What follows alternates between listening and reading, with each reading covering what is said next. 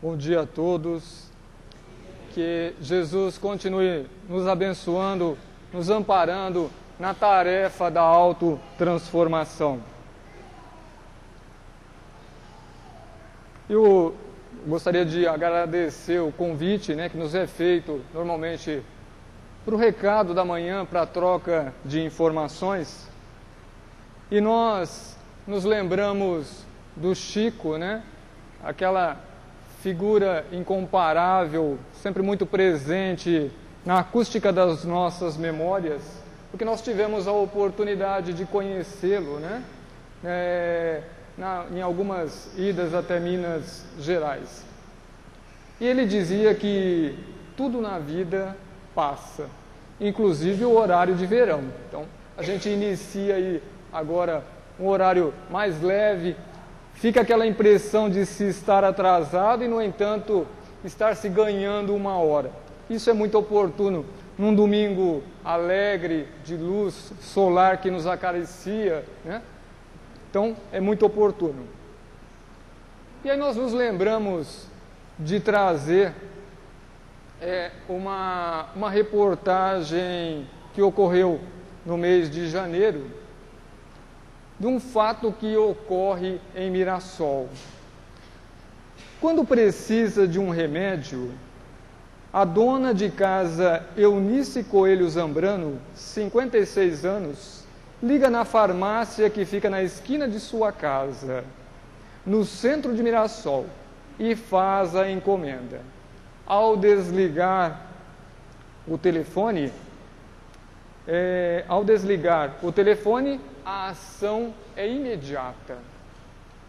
Cauê, busca na farmácia o remédio da mamãe. E aí, seria uma notícia corriqueira, alguma coisa normal, se Cauê não fosse um labrador, um cachorro, de 6 anos, dedicado ao trabalho naquela casa de Mirassol. E as pessoas se surpreendem com a dedicação daquele animal. E ela esclarece que ele tem um prazer imenso em fazer aquele tipo de atividade. E aprendeu com os familiares da casa. Ele que foi trazido muito jovem de São Paulo por um dos componentes da família. Posteriormente esse componente se casou, mudou e o animal ficou nessa residência. Mas ele não faz só isso. Além disso, ele transporta para uma academia em que a família desenvolve atividades em Mirassol, um balde de mais ou menos de peso 9 quilos. Então, assim que um dos componentes da família, se não me engano o nome é André, se predispõe a ir para a academia, para a sua jornada de trabalho, ele carrega um balde onde é levado uma água que é para um determinado tipo de chá. E aí a gente olha a expressão de trabalho de um animal, a alegria de uma criatura, um filho de Deus, também trabalhando.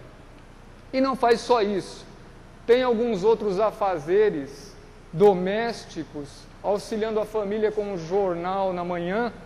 Ele distribui o jornal para um ou outro integrante da família, conforme um vai lendo, ele vai transportando. Além disso, quando a dona Eunice vai sair para fazer alguma compra, ela pede o tutu, e o cachorro sabe que está se referindo à bolsa com o dinheiro. E ela já escondeu a bolsa em outros lugares. No entanto, a ligação do cachorro com essas atividades é tão grande que ela diz que ele é capaz de achar a bolsa dela, além de outras atividades. Então a gente olha, talvez, não sei se a expressão seria correta, mas a compreensão de vida de um animal, com todo respeito ao animal, e ver ele devolvendo à vida uma série de benefícios que tem. Encontrou na residência afeto, carinho e devolve para a vida, sente-se na obrigação de devolver para a vida os benefícios que recebe naquela casa. E nós? Aí, nós que ocupamos a casa terrestre, nos questionamos sobre a nossa missão ou sobre as nossas tarefas. Às vezes a gente se relega a um plano secundário, se acomodando em determinadas posições, né? Se julgando inferior demais, sem possibilidades, e negligencia a tarefa de autotransformação e de trabalho a fim de devolver ao Criador todos os benefícios recebidos. E aí vem a mensagem distribuída na manhã: mas vós tendes Jesus a cada dia. Trabalhemos na dor ou na alegria, na conquista de luz da vida eterna. Abel Gomes, do livro de Parnaso de Além Túmulo, um livro muito antigo, com uma série de poesias, de reflexões, sempre muito atual e muito oportuno. E igualmente nos lembramos do livro Consolador, pelo Espírito do Emmanuel, através da psicografia abençoada também do Chico Xavier. Eles, nas suas reuniões, levantavam determinadas questões e decidiram então juntá-las, né? Compor um livro em que se levantassem as dúvidas mais frequentes, organizando elas num livro. E o Consolador é esse livro, abordando uma série de assuntos sempre muito complexos e muito interessantes. E Emmanuel é assim. Emmanuel, em poucas linhas, normalmente nos traz muita coisa. É semelhante àquela pureza de uma criança, né? A criança às vezes responde com simplicidade, em poucas linhas, mas dá o seu recado do que precisa fazer, o que é necessário ser feito de maneira objetiva. Isso nos lembra, de repente, uma criança de 3, 4 anos, em que a tia mais velha, adulta, perguntou para a criança, né, no intuito de vasculhar qual que seria o ideal da criança para um futuro, e perguntou o que a criança seria quando crescesse, como a titia. Utilizou ela como modelo para que a criança pudesse expressar. E o que a criança faria quando crescesse? E a criança olhou para a tia e falou que a primeira coisa que faria seria um regime. Então, a criança responde, e o Emmanuel é bem assim também, né? Ele responde poucas palavras e cada vez que nós lemos, a gente descobre que nas entrelinhas tem aquela mensagem nos convidando a gente a se erguer e buscar, né, a autotransformação, a reforma íntima. E a pergunta 72 do livro O Consolador, dentro de ciências especializadas, pergunta-se, porque às vezes a gente tem o pessimismo, né, envolvendo o nosso dia a dia. São assaltos, são uma série de preocupações que acabam fazendo com que a gente tenha medo, né? A gente se encolhe, vai se encolhendo, vai se trancando, então a gente tem medo. E aí na pergunta 72, já que às vezes a gente acha que o planeta não é assim tão bom, nós perguntamos, né? O grupo perguntou, existem planetas de condições piores que as da Terra? E o Emmanuel respondeu, existem orbes que oferecem piores perspectivas de existência que o vosso. E no que se refere a perspectivas, a Terra é um plano alegre e formoso de aprendizado. O único elemento que aí destoa da natureza é justamente o homem, avassalado pelo egoísmo. As duas grandes dificuldades nossas, o egoísmo e o orgulho, né? E aí, de repente, a gente realmente se depara pelo orgulho, pelo egoísmo, às vezes com uma ação infeliz por causa de, supostamente, um chip de celular, né? Uma agressão maior pelo orgulho da força, se sobrepondo, sobretudo, à razão e ao sentimento. Conhecemos, continua a resposta, conhecemos planetas onde os seres que os povoam são obrigados a um esforço contínuo e penoso para adquirir os elementos essenciais à vida. Outros ainda, onde as criaturas encontram-se em doloroso degredo. Entretanto, no vosso, sem que haja qualquer sacrifício de vossa parte, tendes gratuitamente céu azul, fontes fartas, abundância de oxigênio, árvores amigas, frutas e flores, cor e luz, em santas possibilidades de trabalho que o homem há renegado em todos os tempos. E o convite não falta, né? O trabalho está sempre nos convidando. Existe o trabalho profissional, que é uma obrigação até para que a gente possa se manter, né? Existem aqueles trabalhos domésticos de manutenção própria, que também são normais e são naturais. Mas a gente fala aquele trabalho caridoso, aquele trabalho que realmente nos preenche a vida. E aí nós nos lembramos, né? Quando a gente passa a falar em trabalho, o que a gente está disponibilizando em favor da vida. Nós nos lembramos de Jesus nas suas parábolas, e particularmente na parábola dos talentos, né? Que é a gente empregar aqueles talentos que se tem, que se dispõe, desde os mais simples ou mais humildes, os mais simples e humildes, até os superiores, empregando para que a gente possa modificar. Nós normalmente falamos muito na transformação do nosso plano de provas e expiações. E nós precisamos interiorizar que todas as transformações nascem primeiramente no íntimo de cada criatura, né? Quando alguém pensou numa cadeira mais confortável, que se ajustasse até as curvas do corpo, isso passou inicialmente pela sua mente. Houve uma ideia. E André Luiz fala muito isso, né? Fala em desejo. Que desejo é realização antecipada.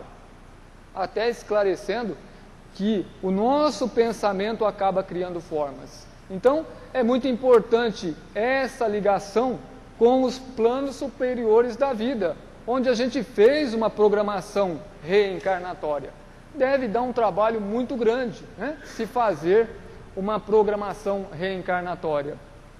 É preciso ajustar tempos, todos aqueles componentes que têm compromissos e metas, missões entre si.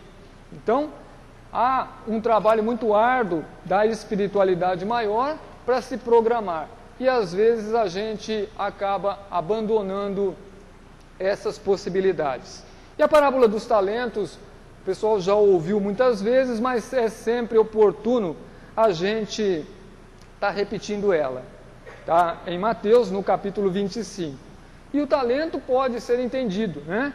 Como uma feira, ele tem umas definições, como uma feira de recrutamento, uma unidade monetária, pode ser isso também, uma aptidão, e eu diria que no nosso caso talvez essa fosse a definição mais adequada, uma aptidão ou capacidade humana notável, da qual todos nós somos capazes. Será também como um homem que, tendo de viajar, reuniu seus servos e lhes confiou seus bens. A um deu 5 talentos, a outro deu 2, e a um terceiro deu 1 talento, segundo a capacidade de cada um. Então, isso significa que realmente cada um de nós está num determinado patamar de capacidade, mas nós temos as nossas possibilidades de acordo com esse patamar. A pergunta número 23 do Livro dos Espíritos e depois a 76, embora elas estejam distintas, ela nos dá uma noção desse período de transformação, né, que o Espírito atravessa. Então existe um elemento geral na pergunta número 23, que trata dos elementos gerais do universo. Quem é Espírito? O princípio inteligente do universo. E aí eu me lembro do Cauê. A única má notícia na questão do Cauê é que, para as esposas, por exemplo, provavelmente a dona Eunice não vai trocar o Cauê por nenhum marido. Então, a gente vai ter que adotar a Joana de Ângeles e ele vai ter que florescer aonde está plantado, tanto quanto nós mesmos, né? Cada um de nós vai ter que fazer brilhar a luz naquele contexto onde nós estamos inseridos. Então, ele distribui esses talentos segundo a possibilidade de cada um. Então, nós viemos do plano maior exercitar essas possibilidades, né? Então, é necessário que a gente exercite. Muito tempo depois, o senhor daqueles servos voltou e pediu-lhes contas. O que recebeu 5 talentos, aproximou-se e apresentou outros 5. Senhor, disse-lhe, confiaste-me 5 talentos, eis aqui outros 5 que ganhei. Disse-lhe seu senhor, muito bem, servo bom e fiel. Já que foste fiel no pouco, eu te confiarei muito. Vem regozijar-te com teu senhor. O que recebeu 2 também fez a multiplicação, aplicou aqueles 2, obteve outros 2 e igualmente foi recompensado. No entanto, veio o terceiro, aquele que recebeu apenas 1 talento. Senhor, disse-lhe, sabia que és um homem duro, que colhes onde não semeaste e recolhes onde não espalhaste. Por isso, tive medo, e fui esconder teu talento na terra. Eis aqui, toma o que te pertence. E aí, na realidade, vem aquela resposta, né? Servo mau e preguiçoso. Sabias que colho onde não semeei e que recolho onde não espalhei? Devias, pois, levar meu dinheiro ao banco e à minha volta eu receberia com os juros o que é meu. Pelo menos uma simples aplicação deveria ter sido feito daquilo, né? E aí entra, talvez, a colocação muito oportuna, né, do Alcântara sobre o bem e o mal. Porque às vezes a gente fala assim, bom, eu não faço o bem, mas também não faço o mal. E aí a gente vai responder, né, pelo mal que vai originar desse bem que não se fez. E nós temos esses exemplos de amor em favor do próximo, né? Durante também, eu penso que acho que foi essa semana, nós vimos um ato de doação, por exemplo, de um órgão, se não me engano, acho que foi do coração, e foi feito o transplante, em que uma família, num momento de dor, né, a gente poderia considerar, embora a essência material, mas o gesto moral da doação, que enriqueceu quem doou, né? A vida continua. Aquele coração e mais um outro órgão que foi doado, e se não me engano foi enviado para São Paulo, para beneficiar outra vida, está multiplicando. Talentos multiplicados. Uma mãe que provavelmente tinha um filho, perdeu um filho, teoricamente, né, espiritualmente ganhou, a gente diria assim, pela matemática simples e fria, teria ganhado 2 filhos. E a gente vai entender que isso se multiplica muito. Porque se nós somos um total de mais ou menos 24, 25 bilhões de espíritos ligados a esse plano evolutivo, mais ou menos na faixa de 6 ou 7 bilhões encarnados, a gente imagina a proporção do benefício que tem essa doação e da expressão de gratidão que tem, inclusive, dos anjos guardiães das famílias beneficiadas e propriamente das mães das outras crianças que receberam as doações. Então, é necessário que nós saiamos, né, dessa posição cômoda. E o Emmanuel vem mais uma vez e esclarece, né? Tem a lição 132 do Fonte Viva, são todos livros assim pequenos, mas com uma bagagem fantástica. Fonte Viva, Caminho, Verdade e Vida, Pão Nosso, e tem um outro quarto, não lembro o outro quarto também, mas são pequenos textos do Novo, pequenos versículos, né? Versículos do Novo Testamento. O Emmanuel pega eles e distende eles. E fala justamente sobre essa questão do medo. Tendo medo, e tendo medo, escondi na terra o teu talento. E ele se refere, né? O teu talento não era dele, era um usufrutuário. Mateus 25, 25. O servo negligente atribui ao medo a causa do insucesso em que se infelicita. Receber a mais reduzidas possibilidades de ganho.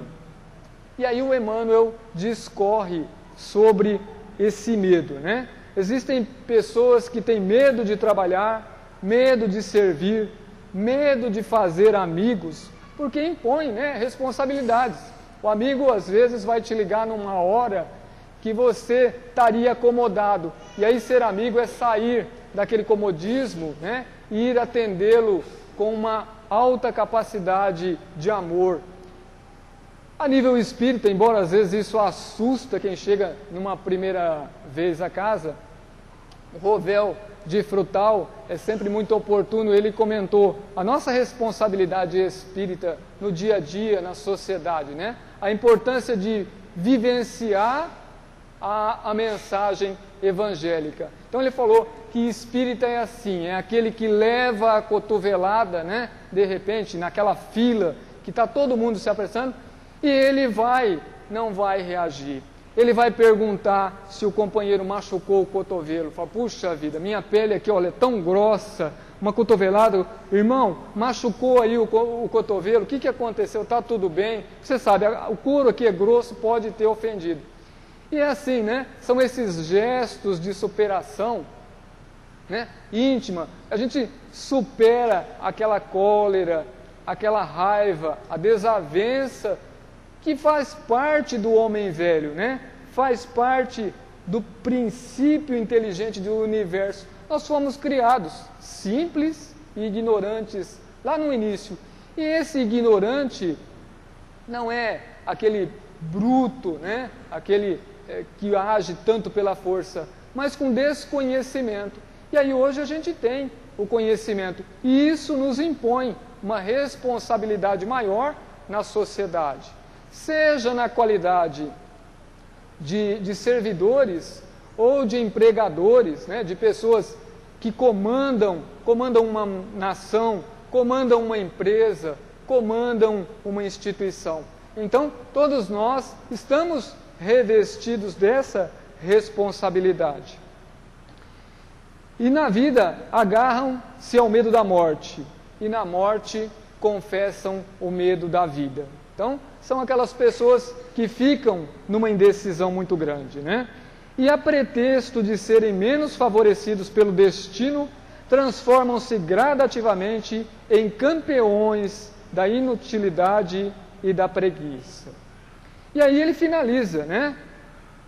Que a desculpa do medo não serviu como justificativa aceitável para o Senhor.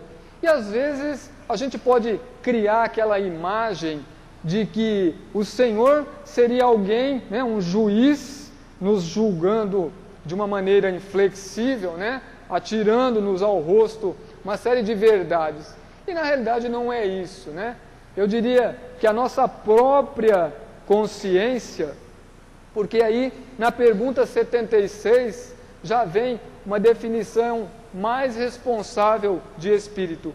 Como podemos definir os espíritos?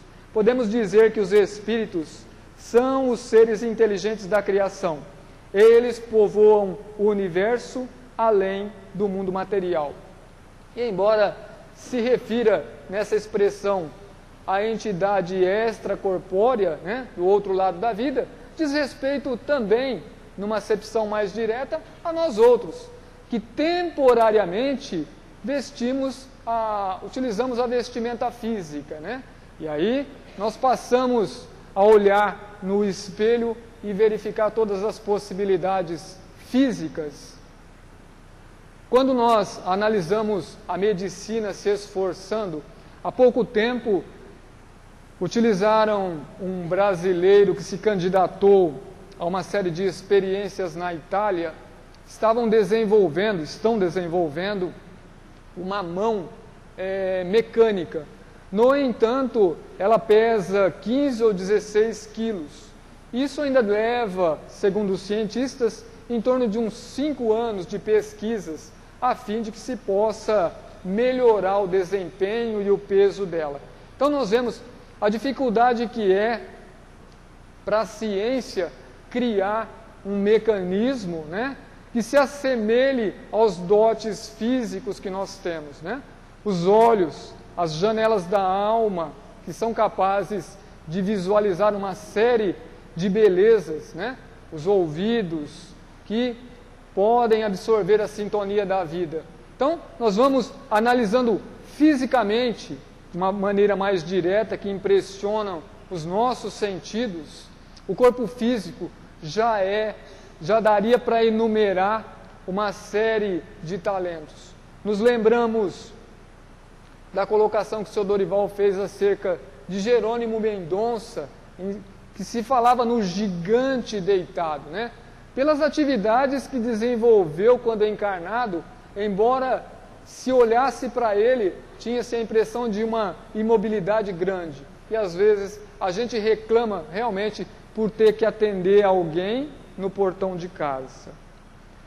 E aí, para a gente avançar, né, num antídoto, a gente se utiliza também do benefício da doutrina espírita, né, em que nós agasalhamos os nossos ideais, porque ela é sobretudo esclarecedora, confortadora e evangelizadora, né? Então ela tem todos esses caracteres e tem nos abraçado, tem nos envolvido.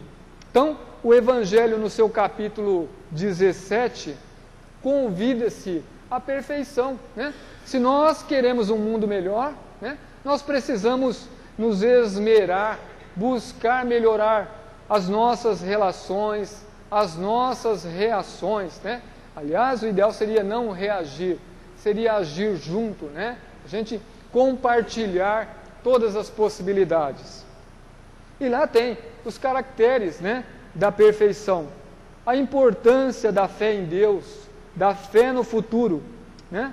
A gente acreditar realmente que nós, na realidade, não somos daqui, nós estamos de passagem, né? Daí a importância de nós nos preocuparmos com a vida futura, muito embora nós não possamos esquecer as nossas responsabilidades presentes. Porque nós conseguimos criar um futuro a partir de uma atitude presente, não é? Para nós não termos uma série de animais abandonados na rua que poderiam gerar aí uma série de doenças, nós precisamos de alguém que exclua esse futuro de abandono, alguém que adote, ainda que temporariamente, né, num esforço singular, ainda que temporariamente, adote esse animal. E de repente a gente descobre mais um Cauê, né, que pode ser a alegria de uma casa, né, um animal que normalmente às vezes representa proteção em muitas circunstâncias. Tenho certeza que numa assembleia tão grande como a nossa, muitos têm animais que realmente desempenham tarefas respeitáveis. Então, é preciso que nós tenhamos essa emoção, esse sentimento nobre, não só em relação aos animais, mas principalmente em relação também, né, aos nossos parentes, amigos, à esposa, ao esposo, ao companheiro, né, que convive no dia a dia, que atravessa dificuldades. E nesse capítulo, né, no 17º, tem esses caracteres. Então, a aceitação das provas, né? Porque na realidade, num passado evolutivo do qual nós estamos vindo, provavelmente nós criamos as condições atuais nas quais nós estamos inseridos. Se elas são de dificuldades, é necessário que nós busquemos, né, uma resignação, a aceitação dessa dificuldade, no entanto, que nós trabalhemos para modificá-la. É necessário que nós sejamos atuantes, né? Satisfação nos benefícios que distribui, tendo a caridade como guia, né? Perdão das ofensas, indulgência, né? Para com as faltas alheias, é o BIP, né? Que a gente fala, e bondade para com todos, né? Normalmente a bondade no dia a dia, aquele gesto às vezes simples, embora se fala que tenha caído de moda, você cedeu o assento para alguém que está com uma dificuldade maior no momento, são gestos de caridade, de simpatia, né? Superar às vezes uma dificuldade no trato com alguma notícia mais difícil. Essas experiências vão fazendo a gente amadurecer e superar aquele homem velho, né, das reações imediatas, impensadas, que às vezes nos trazem o prejuízo de toda uma encarnação cuidadosamente elaborada, né, nos mínimos detalhes, organizada para que a gente estivesse com aquele companheiro naquele momento, servindo de lar para um espírito que no futuro vai criar condições melhores para o plano físico. E de repente a gente coloca tudo isso a perder por não ter a caridade como guia. Um uso de tudo aquilo que é possível sem abuso, né? A gente às vezes verifica a importância de determinados medicamentos na dose correta. Então, o equilíbrio da utilidade se transforma num benefício. No entanto, o avanço disso pode se constituir em doença mais grave. Então, a importância do equilíbrio nas nossas ações. E a responsabilidade social, tanto como subalternos, né, nos postos de obediência, como nos postos de comando, nessas realidades em que todos nós estamos inseridos. E lendo livros atuais de administradores, né? Nós que normalmente situamos o capitalismo, a economia, como algo frio, calculista, mas os novos pensamentos da economia, do capitalismo, vêm buscando imprimir nas suas diretrizes o fator espiritual. Então, existem livros de 2010 em que as empresas já estão avaliando, né, a condição espiritual, o comportamento espiritual do trabalhador. E eu vejo isso como medidas de mudança do plano, nos convidando, né, de uma maneira efetiva a essa transformação. E aí, no capítulo 17, ainda tem, né, que fala sobre os bons espíritas. E tem aqueles espíritas que ainda estão em dúvida, né? O irmão X fala, tem os espíritas que estão muito ligados ainda a um departamento do TBC, né? O Humberto de Campos, irmão X, num dos seus livros, ele comenta que houvera visto, né, numa reunião de 3 amigos, uma série discorreram sobre a doutrina, elaboraram pontos de vista, e deram a entender um conhecimento muito profundo, né, da causa espírita. E ele, de vista daquilo, resolveu chamar a atenção que eles seriam interessantes trabalhadores pelos talentos que já detinham. E aí demandou um posto superior para que um observador mais capacitado viesse e analisasse aquela condição de realização daqueles 3 encarnados, né, que se dispunham a discussões profundas acerca da doutrina espírita.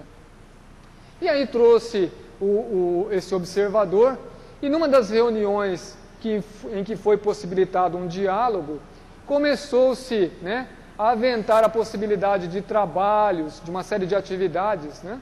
A casa, por exemplo, de Francisco de Assis disponibiliza, né, se não me engano, mais de 30 departamentos com oportunidades de trabalho, de engajamento, de exercício, né, da moral espírita cristã.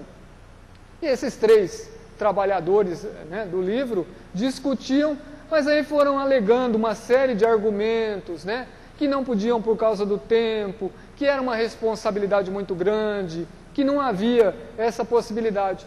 E o mentor, que viera para fazer essa verificação, esgotou todos os recursos possíveis para convencer esses 3 espíritas, né, e a fim de que eles abraçassem, né, alguma causa, ainda que simples, mais nobre.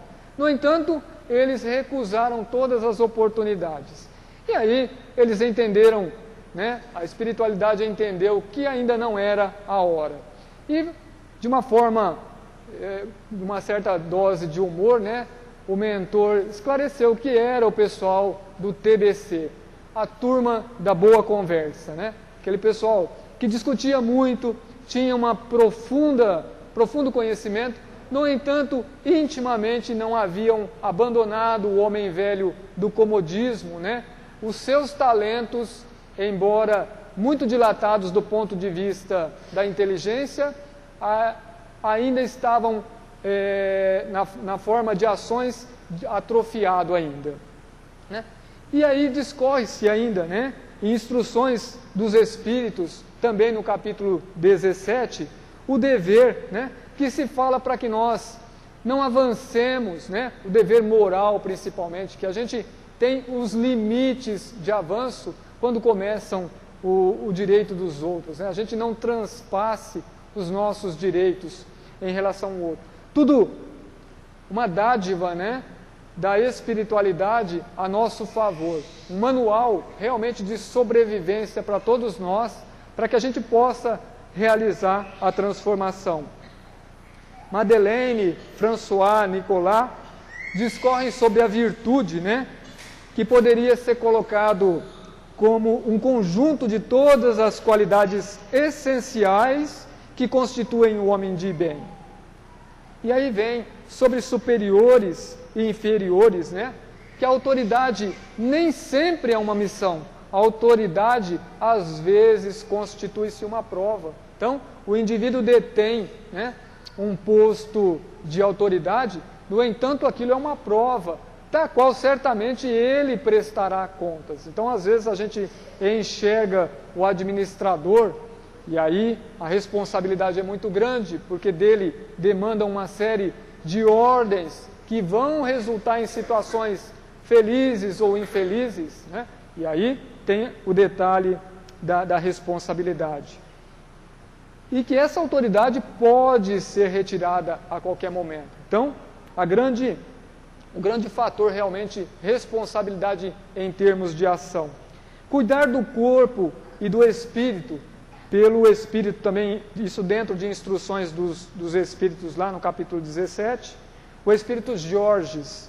Então ele fala, né, daqueles que às vezes, né, como nós vemos em algumas nações um tanto quanto primitivas ainda, a maceração do corpo, o isolamento, né, que isso acaba excluindo. Na realidade, nós somos seres sociais, criados para viverem em sociedade. Tanto é que existe também, né, dentro das leis de Deus, né, essas leis morais, a lei de sociedade, lei de progresso, lei de trabalho, que faz com que nós nos irmanemos.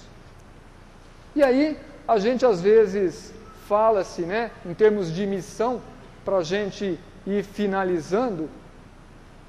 Eu peguei uns exemplos de brasileiros, uma rede de TV fez durante uma semana, pegou alguns casos e talvez os companheiros conheçam outros, eu peguei 2, em que fala que brasileiros mudam de vida e se dedicam a ajudar o próximo. E citaram 2 brasileiros. Conta-se a história de Rodrigo Mendes. Ele citando, né, mostra uma foto, ele fala: aqui foi a formatura do 3º colegial.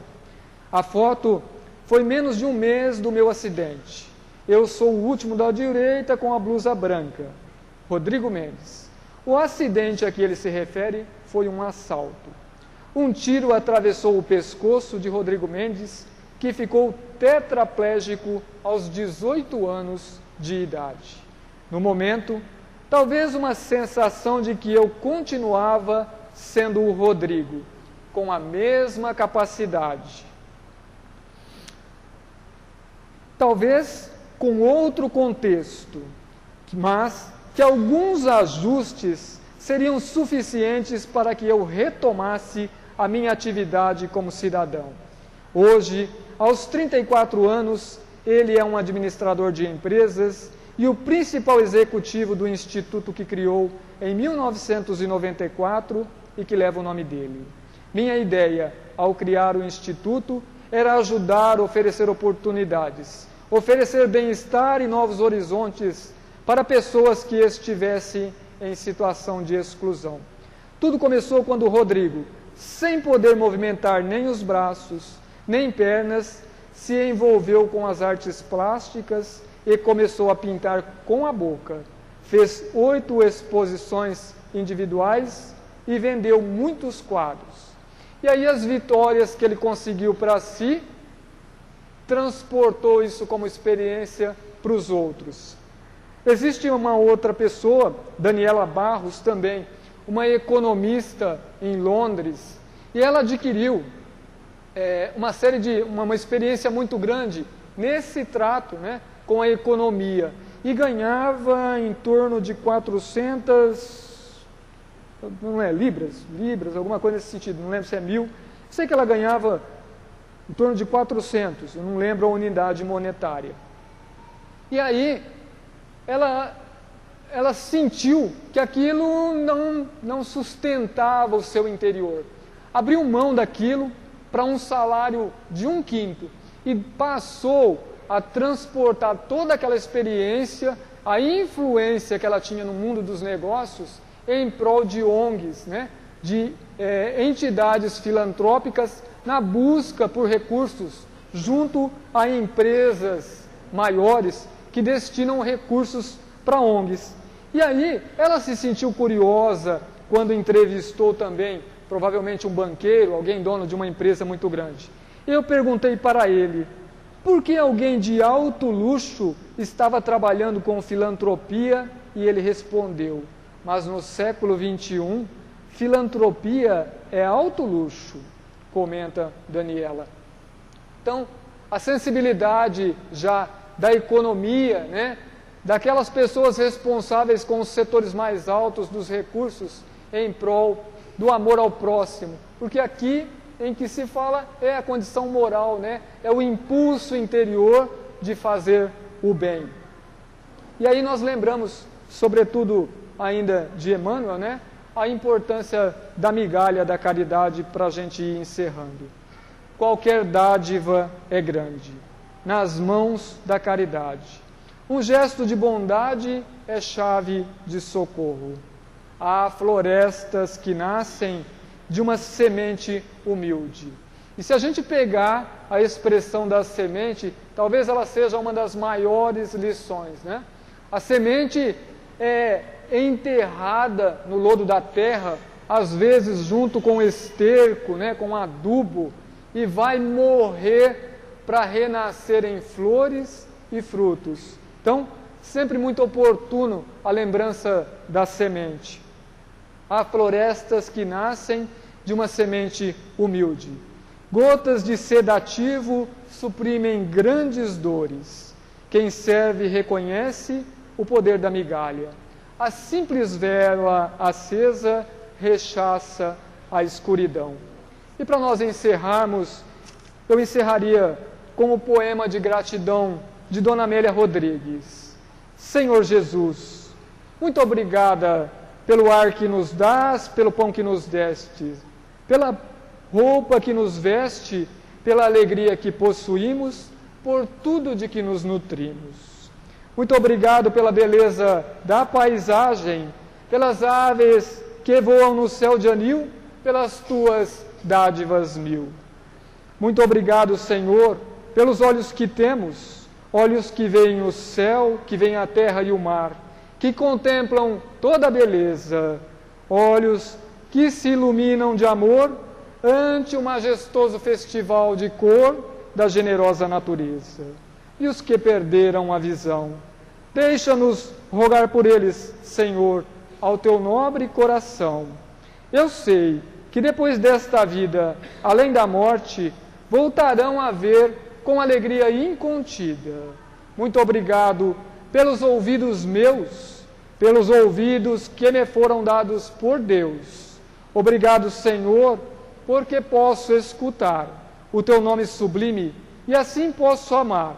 Obrigado pelos ouvidos que registram a sinfonia da vida no trabalho, na dor, na lida.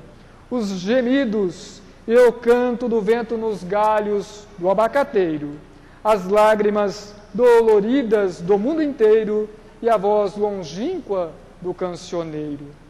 E os que perderam a faculdade de escutar, deixa-me por eles rogar. Eu sei que no teu reino voltarão a sonhar.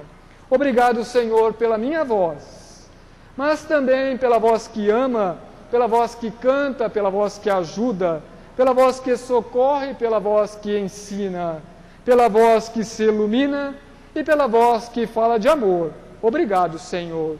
Recordo-me sofrendo daqueles que perderam o dom de falar e o teu nome sequer podem pronunciar. Os que vivem atormentados na afasia e não podem cantar nem à noite, nem ao dia. Eu suplico por eles, sabendo que mais tarde no teu reino voltarão a falar. Obrigado, Senhor, por estas mãos que são minhas, alavancas da ação do progresso da redenção. Agradeço pelas mãos que acenam a deuses, pelas mãos que fazem ternuras e que socorrem na amargura, pelas mãos que acariciam, pelas mãos que elaboram as leis e pelas que as feridas cicatrizam, retificando as carnes partidas, a fim de diminuírem as dores de muitas vidas, pelas mãos que trabalham o solo, que amparam o sofrimento e estacam as lágrimas, e pelos pés que me levam a marchar, erecto firme a caminhar, pés da renúncia que seguem humildes e nobres, sem reclamar. E os que estão amputados, os aleijados, todos aqueles em dificuldades maiores que nós. Nós rogamos por eles, a fim de que no teu reino, após a lida desta dolorosa vida, poderão bailar e em transportes sublimes com seus braços também afagar. Sabemos que lá tudo é possível. Então, Senhor, nós te agradecemos, ainda que não tenhamos todos os benefícios que gostaríamos, diríamos, cantaríamos ainda. Obrigado, Senhor, porque te amamos e sabemos que nos ama. Obrigado, Senhor, porque nascemos. Obrigada porque cremos em Ti. E obrigado porque nos socorrem com amor, hoje e sempre. Muito obrigado, Senhor. Muito obrigado a todos.